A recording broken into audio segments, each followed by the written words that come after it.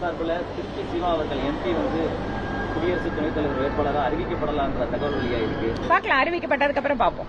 நன்றிங்க. ஆனா எப்படி இருந்தாலும் ஜெயிக்க போறது நாங்க தான். திருச்சி சிவாவை ஜனாதிபதி வேட்பாளராக நிறுத்துவதற்கு இந்தியா கூட்டணி பேச்சுவார்த்தை நடத்துவதாக கூறிய செய்தியாளர்களுக்கு பாஜக எம்எல்ஏ வானதி சீனிவாசன் பதிலளித்துள்ளார். முக்கியத்துவம் கொடுக்க வேண்டும் என்று பிரதமர் மோடி அவர்கள் நினைப்பதாலும் தமிழகத்திற்கு இம்மாதிரியான அரிய வாய்ப்புகள் எல்லாம் கிடைக்க துவங்கி இருக்கிறது.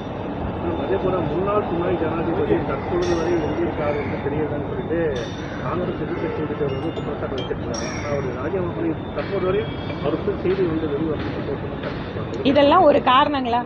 துணை ஜனாதிபதி அவர்கள் முன்னாள் இருப்பவர், அவர் ஓய்வு பெற்றதுக்கான காரணம் என்ன?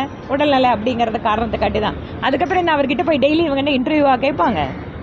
இது அர்த்தமில்லாத ஒரு விஷயம். அது தேசிய ஜனநாயக கூட்டணிக்கு தமிழகத்தில் இருக்கக்கூடிய எதிர்கட்சிகளோட ஆதரவு எந்த அளவுக்கு கிடைக்கும் நினைக்கிறீங்க? கட்சி வேறுபாடு கிடைக்கும்.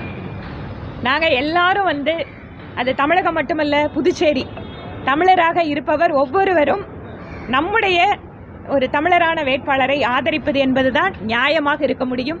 திராவிட முன்னேற்ற கழகத்தினுடைய தலைவர், நம்முடைய மாநிலத்தினுடைய முதலமைச்சர் கூட தமிழர்கள் என்று பேசுகின்ற இந்த நேரத்தில் ஒரு தமிழருக்கு அவர் ஆதரவு அளிக்க வேண்டும். இதற்கு முன்பாக கூட பல்வேறு உதாரணங்கள் இருக்கு.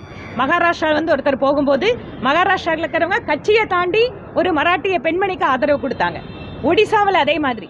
எங்களோட கூட்டணியில் இல்லாதப்ப கூட பிஜு ஜனதா தளம் அந்த கட்சி இன்று இருக்கக்கூடிய திருமதி திரௌபதி முர்மு அவர்களுக்கு ஆதரவு கொடுத்தாங்க.